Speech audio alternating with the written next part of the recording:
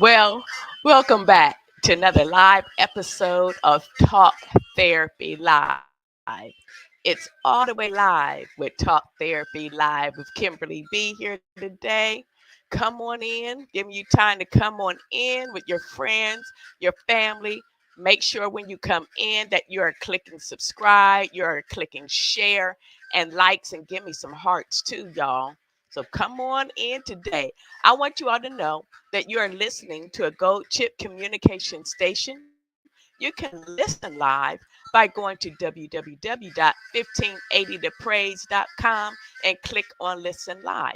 However, if you are listening and you feel like you want to join in on this live discussion, you can meet me face to face. You can go to my Facebook page at talktherapylive.com. Don't forget when you come in to automatically start clicking the share button. All right, hit the subscribe button and all that, and come in and introduce yourself. Let me know who you are today. So, today we are going to be talking about longevity. Yep, that's right.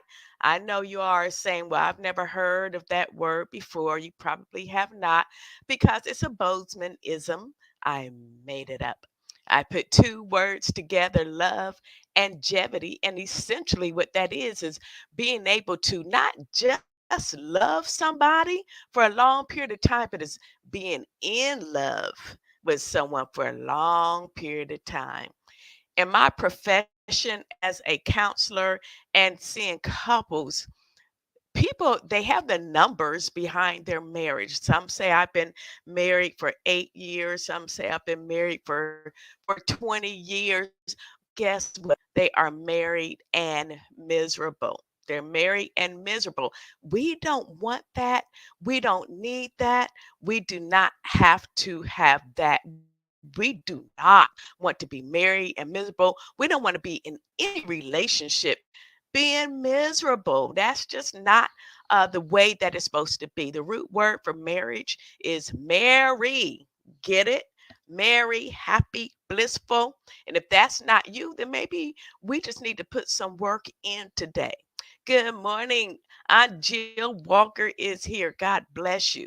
So I'm going to provide seven principles, and they're all going to start with L. So there's seven L principles to having longevity in a relationship. All right, you see, I got my healthy emote shirt on today. I'm just kind of chilled out today. I've had a rough week, been down, had a little cold and stuff, but hey, I'm here. I'm here. So let's get into it. All right.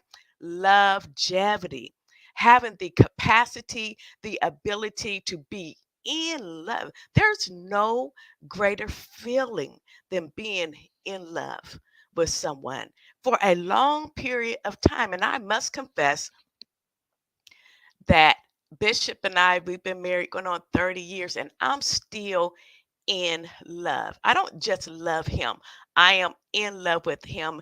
In other words, there are just some things that he can do to still make me giggle. There's still some things that will cause me to be infatuated with him. You know what I mean? There's still those little things that I fell in love with when we were dating. Those components are still there, and oftentimes what happens is that we lose that. We start taking each other for granted. You feel like because you got a piece of paper behind your name that I own you now, but that is a royal misconception. I said a royal misconception. You don't own anybody. The only reason why someone is with you at any particular time and juncture, because that's their choice. Point blank, period. Point blank, period. Even if you're married and someone decides they can't take it anymore, that's their choice. That's their decision. We can never own anyone. All right. So let's start with the first L, and I hope you all write this down. And again, this is just my theory on longevity. Seven principles. The first one is likability. Likability. Now, be honest. Are you a likable person? Be honest now. Are you moody? Are you easily irritated? Do you just blow off or go off whenever? Sometimes you want to be bothered, sometimes you don't. Got a stink attitude. You because you know you more than anybody does. Do you use your words to communicate? Or does your behavior just show I don't want to be bothered with you? Are you a likable person? Are you warm? Are you cold as ice? I'm not talking about being warm just because you know how to get your way. You know how to get what you want. I'm not just talking to the ladies, but I know us. I know we know how to bat our eyes. We know how to put on the femininity and all that. But really, are you a warm, inviting person or are you cold and callous? Because at the end of the day, who wants to be around that person? Not I. Not I. Are you a reasonable person or is it your way or the highway? Do you actually know how to compromise? Compromise hurts because it's a giving in, right?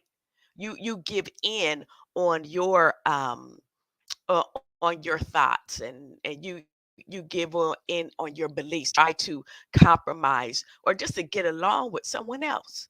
But remember, when you're in a relationship, you're not in it as an individual. It's about the unit now. So whatever choices, whatever decisions you make is good for the entire the whole person, the whole unit. It's not just about you anymore. So likability, are you a likable person? Do you know how to compromise? Are you reasonable? Check your attitude. What do y'all think? Think about some of the relationships that you have been in. What went awry? Because a lot of times we like to point the finger at the other person, but then we got to check in with ourselves, right? What role did you play in that? So if you find out that, wow, yeah, I was a trip, I could have acted a little differently or whatever, you know, do your own introspection, right? And see what you need to work on. Now, you may have jacked up the past relationship, but I know you plan on getting into another one. But these are things that we want to work on moving forward. Change is hard, but change is what? Doable. So the first one is definitely like ability. So another huge factor in being in love for a long period of time, everyone wants to feel heard, right? Everyone wants to feel heard. Everyone wants to feel respected. Heard, learn how to listen. Learn how to listen.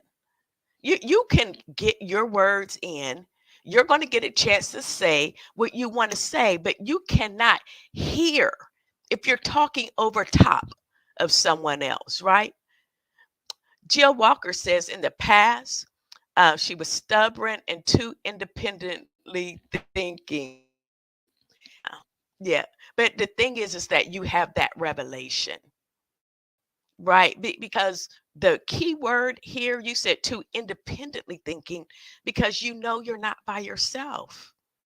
You have a whole nother human being that you've invited into your world. You invite them into their world, but their world matters too. So we have to learn how to listen and incorporate both aspects. Okay. So learn how to listen. Listen, of course, with your ears. Also learn how to listen with your eyes because their body language because one thing, men are from Mars, women are from Venus. We're wired differently. Now, you're going to know how a female feels. We're going to let you know until we can't let you know anymore. I heard someone say that we'll rope a dope you. get you on in the boxing ring and have you against the ropes and just box you with our words, right? But men, on the other hand, they are more um I don't want to say introverted, but they don't talk as much as we do. They internalize more. But because they internalize, don't you dare think that they're not thinking. Their wheels are going, going, going. Okay. We talk, they're going to know how we feel. They think, but don't talk. That's why body language is so important because although a person may not be saying anything, they're going to talk loudly with their body. If they're folding their arms, if you're talking and they're looking up at the ceiling, they really don't want to hear what you're saying. If they're doing something else while you're talking, so you definitely want to listen both with your ears and with your eyes. All right, being there, being in the moment, being fully in the moment because you want it to work. You want it to work, but it's not fair for one person just to take over the whole conversation. And then when you're done, they're too tired. They've forgotten what they were going to say. It don't even matter now. It don't even matter now. And they're like, I got to go. I got to go. And sometimes it's not a bad idea for people to physically remove themselves from the situation if the conversation gets overheated. It's okay. It's okay. You want your atmosphere to be conducive for a healthy conversation. And if you have to physically remove yourself, and I'm going to speak to the ladies, let it go. Quit getting in front of the door and blocking him, talking about you ain't going nowhere. Let the man go. Let him go. Because you can't have a good conversation right there anyway. It's okay. Now, hopefully, when he comes back, he would have calmed down and now we can have a real discussion. Okay. But we have to learn how to listen to each other. If you feel like, you just have something to say while they're talking, please breathe. Please breathe. Get the oxygen to your brain. When you get oxygen to your brain, it's like 30% more oxygen. This is why we call it blacking out because people get stressed out, they get heated, they get angry, their blood vessels are constricted. You can't get the blood flow to the brain. And now they're saying things they don't want to say, doing things, punching holes in walls, kicking doors, all that stuff. And the only thing you had to do was breathe. That's how simple breathing is. Simple, but very, very profound. Grow you, right? Because all of us should be growing, evolving, and changing. We should all have measurable growth. We should all have measurable growth. So you got to be able to look back and say, there was a time where I would have went off, I would have been in, but I didn't handle that this way this time. You can pat yourself on the back like, I must be growing up. So we learn how to listen. What are they saying? And remember that when people are angry, they have a point to bring out, but now because they're upset, they're angry, there's a whole lot of other stuff that comes out. So we have to be able to not pay attention to the fluff, the cursing, the swearing, and name calling, and all that. There is a message, and perhaps the message is you're not being heard. All right. So don't forget, number one is likability. Are you a likable person? Would you date you? I'm a sea lot just for a minute. I want you to think about that. Would you date you? because oftentimes we want other people to do things that we won't do for ourselves. And all we got to do is work on self. All right, let's move on. The third L is long suffering. Y'all like that word? Long suffering?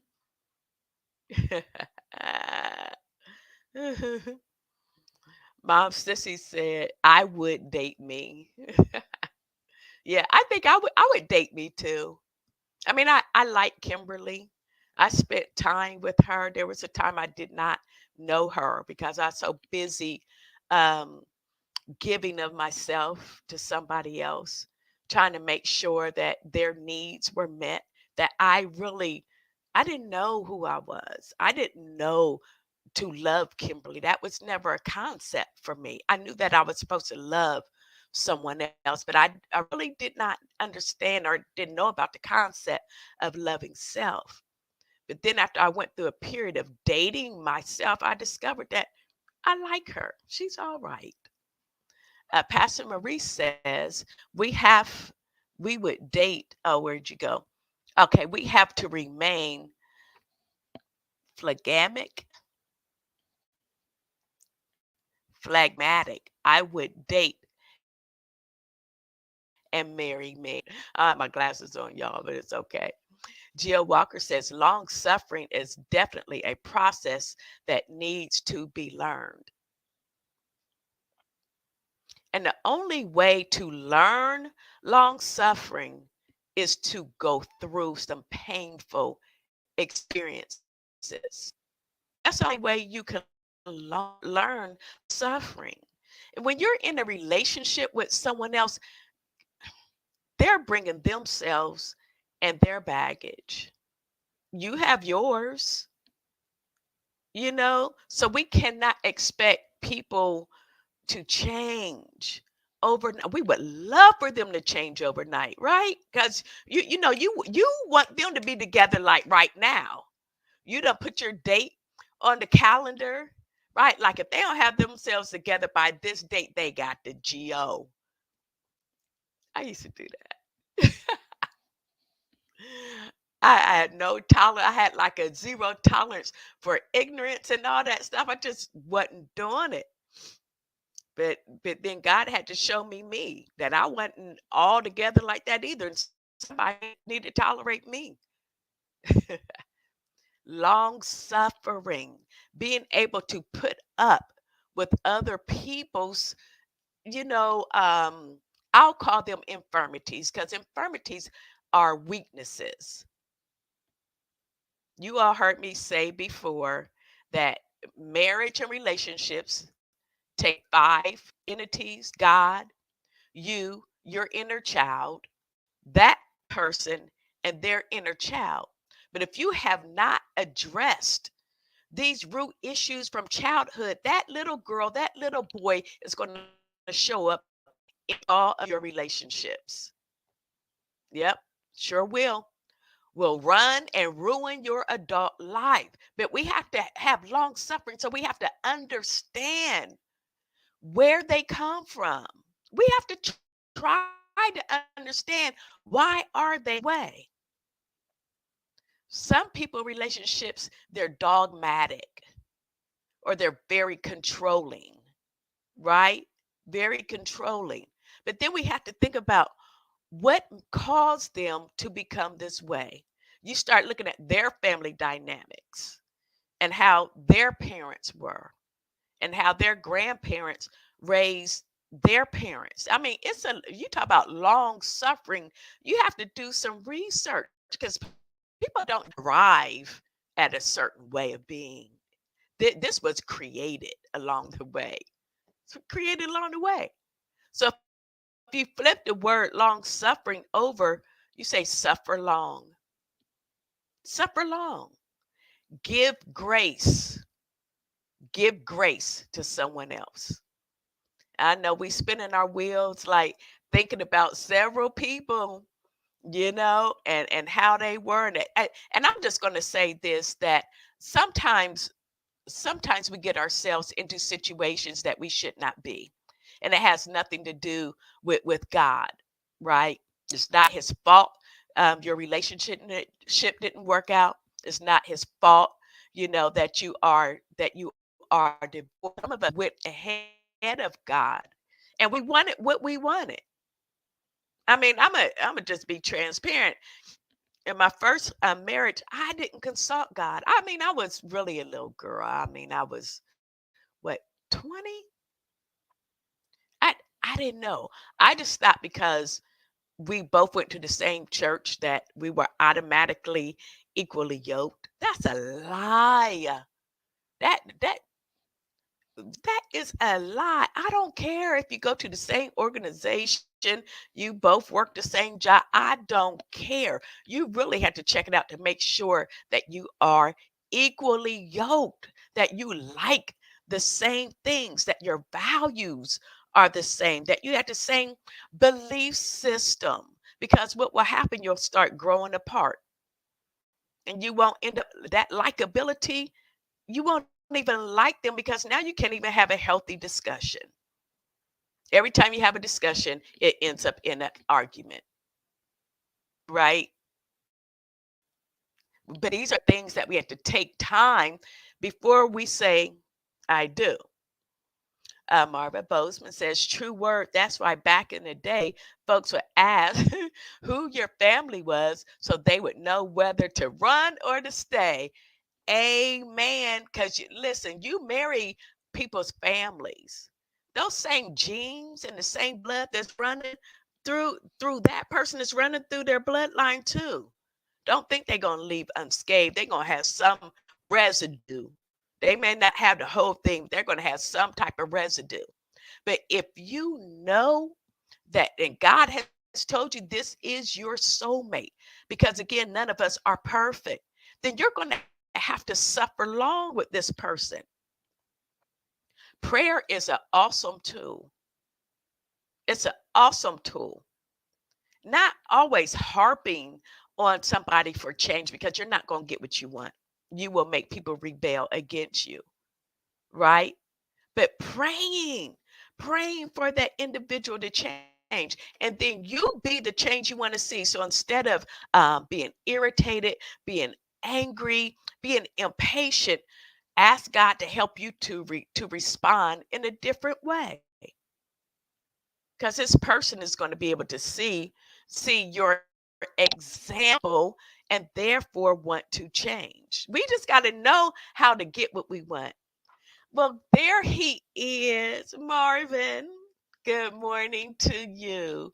Good morning. I miss you immensely. He is on it, my husband. He is on another assignment. You know, we all do talk therapy together, and I miss you immensely. I wish you were right here with me. But thank you for your support and love. I was just talking about you. Okay, sorry, guys. Sidebar. Yeah. Y'all know how we are. Y'all already know. All right. So, number one is what? Somebody type it real quick for me. The first L is what? Come on, my typers. Where you at? I know y'all paying attention.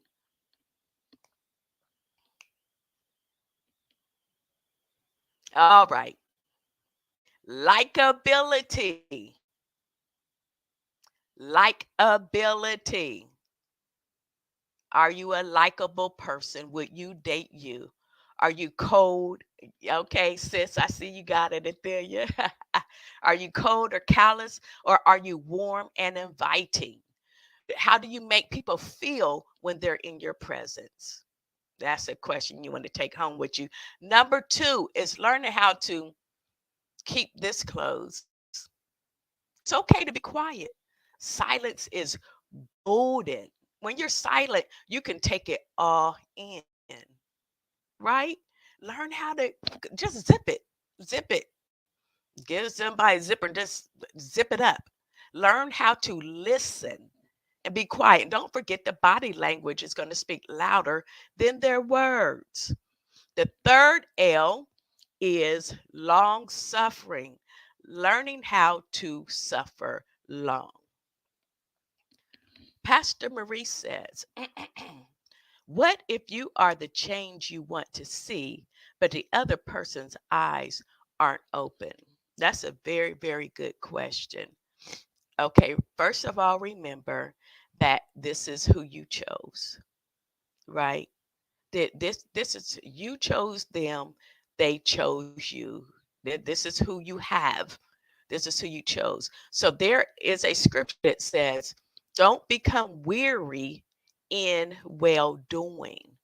Right? Because you want your character, you want your heart to be pleasing unto the Lord. So whatever you do, you want to do it as unto the Lord, not as unto the person. Because change is very, very hard. And a lot of times people don't understand that they need to change. Okay, so you want to do whatever you do as unto the Lord while communicating with this person. As I always say, whatever, if it's important enough to bother you, it's important enough to discuss. So if something is bothering me about the way that you handle me or the way that you are around me, and I never say anything, it's really not fair to the other person because we don't give them a chance to change. So while I'm working on me and I'm being the change I want to see, I'm communicating to you too to let you know I'm doing this for us. I would appreciate it if you would also put some work in too, because both of us have to work at this relationship. So you definitely want to communicate. Uh, Marriages fail, relationships fail because there is no communication. And I don't care how long you have been with someone, we're good, but we're not that good. We're not mind readers. We need, God gave us a mouth for a reason, but we have to learn how to communicate effectively. You always want to make sure, as I stated before, that the atmosphere is conducive for a healthy conversation. So, sisters, if he's in front of the football game, basketball game, that's not the time for you to start talking, to try to say, well, I wonder if he's going to put me first, or is that game more important? Don't play games. Don't play games. Don't do it. You do want to wait until they're ready to talk. So I would say definitely continue to work on you because you want to change. You want to grow. You want measurable growth in your own life. If they don't change, then after a while, and there's still no change, then we need to have another conversation. All you can do is all you can do. But we don't want to be taken for granted either, right? So you want to suffer long with this person, but even in suffering long, there's an end to all things, right? I suffered a long, long time with my ex, and because I was young, I just given my life to the Lord. He thought I would never leave, but how long can you stay in a unhealthy relationship? I had to set Kimberly free. I just had to set her free. Mom Bozeman says, never, never assume, make sure you're on the same page with communication. Yeah, yep, absolutely right. Don't assume, don't sweep anything up under the rug. Remember, if it's important enough to bother you, it's important enough to discuss. And whatever you do not address, you give permission to exist. So you're the problem too. You're the problem too. Good morning, Miss Correa. Good morning to you. All right. So the fourth L is being loyal. And I know that's hard sometimes, especially if there is infidelity. Ooh, man, I can hear y'all. I can hear, like, forget all that. Now they did something. I'm going to go out there and do something too. Two wrongs. Don't make, I know it's hard. I know it's hard. But then you get yourself in a whole nother situation. You know what I mean? I know. I know that because you're trying to fill a void now. You someone one of the spouses commit infidelity. You have a void now because now it's not them, right? They're the one that went out and slept around or whatever. They're the problem, but we don't see it like that. We see it as we are the problem, that we're not good enough. I wasn't woman enough, or I wasn't man enough. So now it's like we have a point to prove. So now I'm going to do the same thing to validate or to fill this void that I have. But what you're doing along the way is creating soul ties. Now you're tying yourself to someone you really don't even care for. You just wanted to get back. You got soul ties. You become one with basically a stranger, whatever. And those are things we have to think about. When you have sexual intercourse with someone, you're taking on their persona. You're taking on their spirit. You're taking things on and in. I mean, you understand what I'm saying. You're taking on a part of them. So we have to be careful. But the best thing to do is go ahead and admit, I am hurt. I am hurt.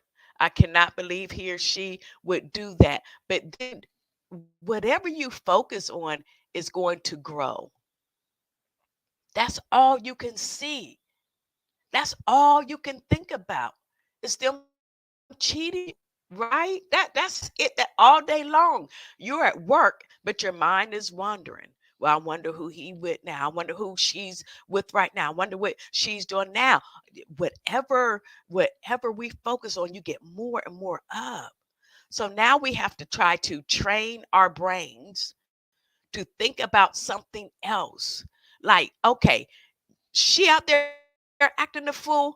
I'm going to take this opportunity to get myself together, because the best thing I can do for her, for him, for any of my enemies is to become the best version of myself. So I'm going to take this opportunity. I'm going back to school.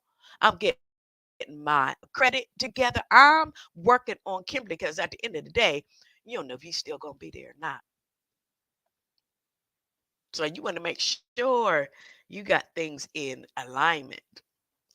Jill Walker says, very true. Soul ties are real. Amen. I just had that discussion with a person last night. People better be careful. Yeah. The good news is that um, they can be broken. Soul ties can be broken, but it's a lot of work. It's a lot of work. Marva Bozeman says, God delivered me from that situation.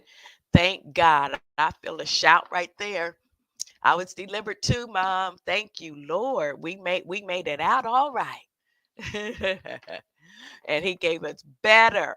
We're just free, not under anyone else's rule or thumb, but being loyal. You have to remember that we took a vow. If you're married, you took a vow.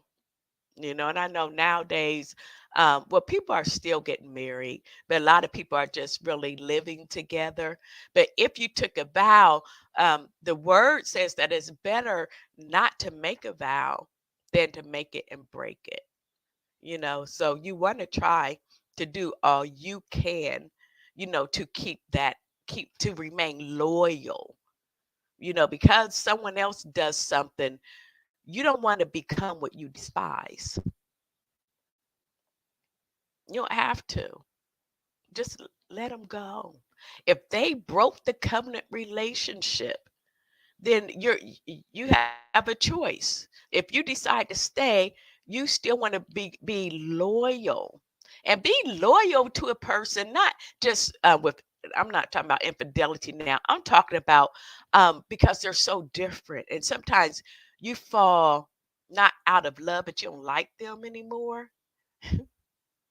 You don't like being around a person anymore at all. That does not give you an excuse not to be loyal anymore, right? You still want to be loyal while you are praying. While you're praying, you want to remain true to your commitment. This is going to cause for um, our character and our integrity to be challenged. I hear a lot of people say, "Oh, whatever makes you happy." Uh, I don't like that advice because that comes with too much. Marva says it's what God joined together that will stand. Yeah, right. So we have to make for sure ahead of time that it is God, and not just assume that it's God because you go to the same church and you both love the Lord. Seriously. All right. So we've gone over likability. Let me ask you all a question about likability. If you had to choose one or the other, what do you think is most important to love somebody or to like somebody? What do you all think? What's most important, to love someone or to like someone when you're in relationships? If you just had to choose one.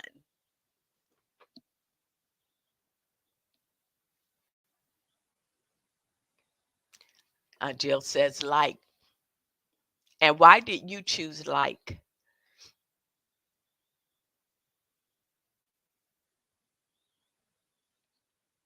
Anybody else?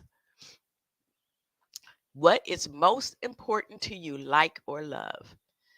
And when I was thinking about that question, I thought about all of the arranged marriages because they don't have an opportunity to like fall in love at first and all that. It's just already arranged. But can you imagine if they ain't even like the person? Um, Mom Sissy says, like will lead to love if it's real. And Jill says, you have to like them to even love them. And Pastor Bryant says, because real love covers when you don't like. Yeah, that's good. All of those are correct. Those are correct. And like definitely leads to love. If you're like in an arranged marriage, you because when you like someone, you want to be with them. You want to spend time with them. You're thinking about them. You're kind and you're considerate, and you're making those phone calls and you're bringing them things home because you like this person, right? So like definitely leads to love. I mean, it's hard to love someone that you don't like. Does that make sense? The love to get you going in because now you like them so much you fall in love with them. And love definitely covers the multitudes of sins. All right, thank you all for that. All right, incorporate laughter. Stop being so serious in your relationships. Come on now, because you all know when you were dating that you all had a good time. Y'all were acting silly, you all were having fun together, enjoying life, and then you get married. And see, I'm talking about longevity, being together for a long time and still being able to be in love with that person. You cannot allow your relationship to get boring and stale. You cannot do that. You know, Incorporate laughter, have fun with each other. I mean, wrestle with each other, pick with each other. I don't know. I don't know what your fun is. But you don't want to be with someone that you don't like going home to. Any of you ever been there before? You have to go home, but you don't want to go home. Why? Because there's someone there that I really don't want to see. There's someone there I really do not want to spend time with. So do what you did before when you were dating. Go back to the fun times, right? Enjoy each other. If they, and it don't matter who, arranges it. That's something else that I hear a lot of time in couples counseling. They say, well, I always am the one that has to do ABCD and set it up. But guess what? You stop, it's not going to happen. So let's let go of the ego. I understand what you're saying. It feels good if somebody else makes a decision and set up the arrangements. Don't get on their level though, because again, you become what you despise. So whatever you have to do to continue that level of intimacy and enjoying each other, then you do that, and you'll reap the benefits of it. Have a sense of humor. Too serious. Can laugh at anything.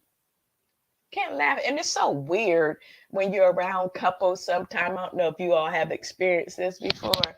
And then one of them is just laughing, having a good time. And then you look at their mate and they're just stoic. They don't see the humor in anything. And it just makes you feel like a little strange. Lighten up. You'll feel better. Lighten up a little bit. Life is hard enough. Life is hard. Life is rough. We come through COVID. We all got a reason to smile. We all got a reason to live now. Find that in your relationship. And sometimes when you're feeling bad, just put a smile on your face and it will change your whole dynamic. And just smile at your partner sometime. Just look at them and just smile. I'm talking about being the change that you want to see. You do something different. Just look at them, smile at them, and see what they say. That's your challenge for the week, right? Just look at them and smile. And I know they'll probably wonder what in the world is going on. But you're becoming who you want your relationship to become, right? Yep, laughter is like medicine. I think me and my husband are going to live forever and ever and ever because there's never a dull moment. It's never a dull moment. He's very silly. I'm very silly, and we just keep each other laughing all of the time. But you have to find other things to talk about than children. I mean, and bills. Who wants to do that? Like every time you get on the phone, hey babe, how you doing? Hey, did you pay that bill, that electric bill? Don't know. Come on. Just move differently. Just be different. There's a time for that conversation, but you don't want it to dominate. You just don't want to be predictable. I mean, making that phone call like, hey, I was just thinking about you. You were on my mind today. I mean, that will blow somebody's mind, right? Yeah, that'll make you warm. We talk about warming the engine. That will make you warm. Instead of talking about the kids and complaining and no, nobody want to be around anybody like that at all. So having that sense of humor, being a little lighter with your mood, stop being so nasty and evil and angry and moody. And just let me say this, that don't take each other for granted. Don't think because you say I do that they won't anymore, right? They said sometimes people just get tired because they feel like there's more to life than this. And I know that's how I felt. And I was married the first time for 5 years. Y'all gotta forgive me. I'm getting over this cold. For 5 years. But the whole time I was in a relationship, I kept saying, I know there's more to life than this. I know it has to be. This cannot just be it. So sometimes people get tired. So it's incumbent upon all of us to to put the change in and do something differently. All right. So, likability, listening with your ears and with your eyes, their body language is going to show up strong. They can say one thing, but they rolling their eyes and their neck is going and arms are folded. You may want to read into that. All right. Suffering long. Right. And hopefully you are writing this down. Being loyal when it's hard. Being loyal when it's hard. This is the time to really develop a closer relationship with God. It's going to take God to keep you true to some of that stuff because you feel justified. I remember my dad told me before, hey, you can be justified, but you can be just wrong too. Makes a lot of sense. You do not want to become what you despise, trying to get back and trying to fill a void, right? We want to suffer long, but by the same strength, we want to have wisdom and knowing how long is too long. Some of us feel like we stayed too long, right? We feel like we stayed in something too long. We should have got out. Now we got a lot of guilt because, there's people like children who suffered, because we didn't get out. But that's okay because you make decisions based on the circumstances and the situation at hand. You're doing the best thing you know to do in that moment. And hey, we all survived. We all survive. So let go of the guilt and apply some grace because you can't go back and undo any of that stuff. Yeah, we suffered long, but we feel like we suffered too long. And if we didn't suffer too long, then maybe this wouldn't have happened or that wouldn't have happened. But we don't know. We don't know all of that. So that's why we have to let go of the guilt and move in grace and keep it moving. All right. 6L is never stop learning. Never stop learning. And this is learning more, not just about your partner, but learning about yourself too. Because we're all changing with every year, with every decade, we're like not the same person. You think about a decade or two ago who you were, you like, I ain't that girl anymore. So we have to understand who we are and how we move at all times. But don't forget, you got someone else that's connected you that is growing, changing, and evolving also. So learning about yourself. What are your likes and your dislikes now?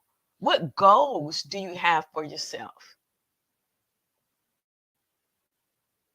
Your goals should never be lost in fulfilling someone else's goals. It's okay to help other people with their goals. That's perfectly fine. But don't forget that you are still an individual who was made with divine creativity. You have your own set of goals and aspirations. Definitely going to be an asset to the unit, but you don't want to forsake or abandon who you are, fulfilling someone else's dreams. That's why a lot of times when we're in long lasting relationships and one passes away, we don't have a clue who we are because our whole life was wrapped up in someone else. I mean, I'm exposed now. I'm out here by myself now, but who am I? I don't know. And that can be a very scary feeling. So while you're in a long, loving relationship, still learn about yourself. Do you have a hobby? What do you like to do? Who are you? Who are you? It's a legitimate question. Do you like to sew? Do you like to help with the youth?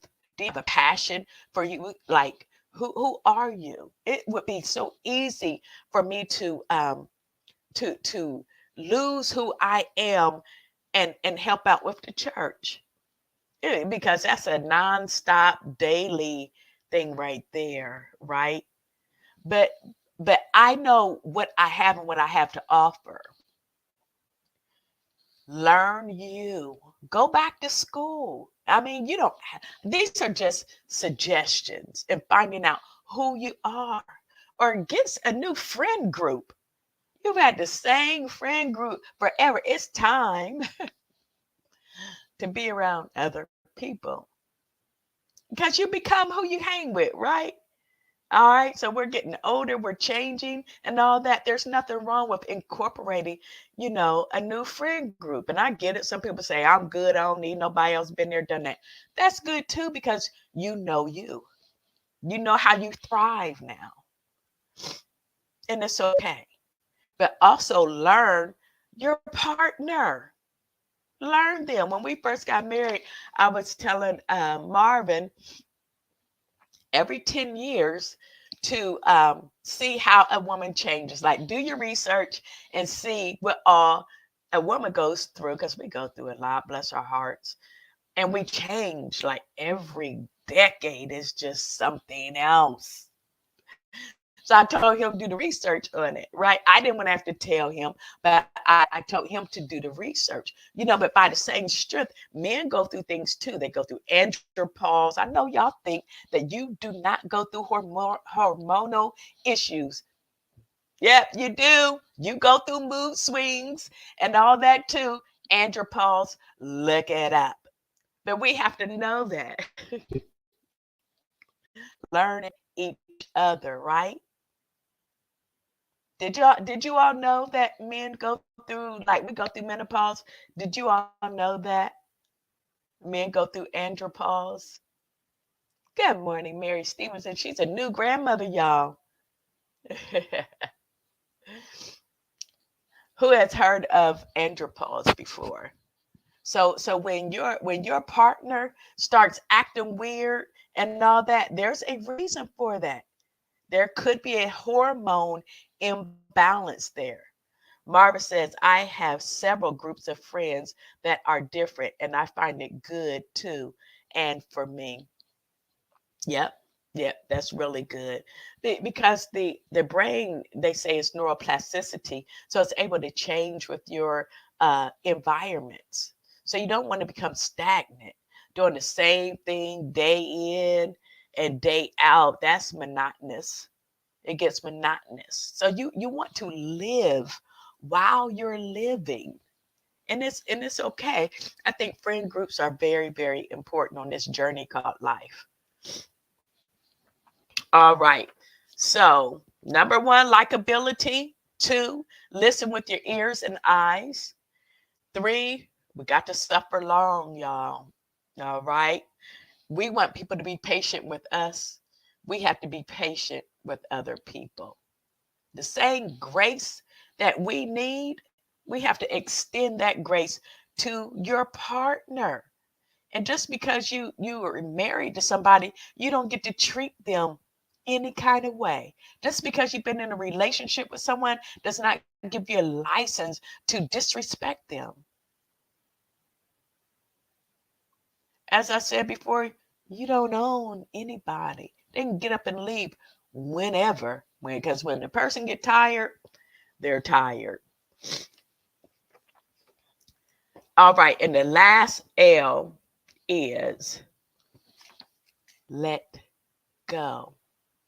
Stop holding on to grudges. Now, this will tear a relationship all the way up, because now walking around the house, not speaking to each other.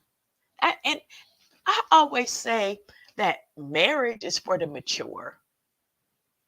It's, how old are you and you're walking around, you're not speaking? I mean, do y'all agree with that? What do you all think about that mentality? Well, I mean, you would think because we're adults that we would be able to have a conversation about the issue at hand. Instead, we walk around and we hold grudges and we're not communicating with each other. And then the worst thing to do is to say, I forgive you, but then you bring it up again. What is that?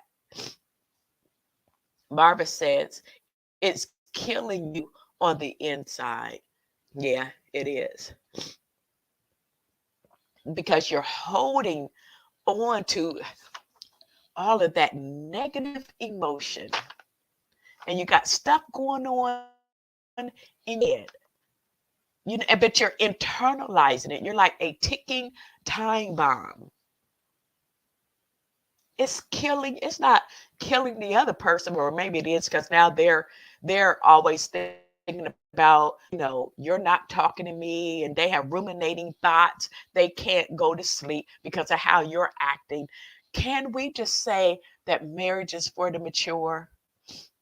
If you want to have a long, healthy, loving relationship, marriage is for the mature. We have to kick ego out of the door. Kick the ego out. There's no place for the ego in relationships. So we have to forego, we have to forgive and get over it so that we can heal. I hope this information was helpful to you all for tuning in to Talk Therapy Live, where it's all the way live, right? All right. Well, I love you all. Pastor Marie says if you're able to speak in a way that will bring healing, wait to speak so it can bring a resolve. Make sure that atmosphere is conducive first for healthy, loving conversation. Number 5 was laughter. Have a sense of humor and have laughter. Got it? Awesome. I see my daughters are here. Gabby and Camille, I love y'all. All right. Create a wonderful day.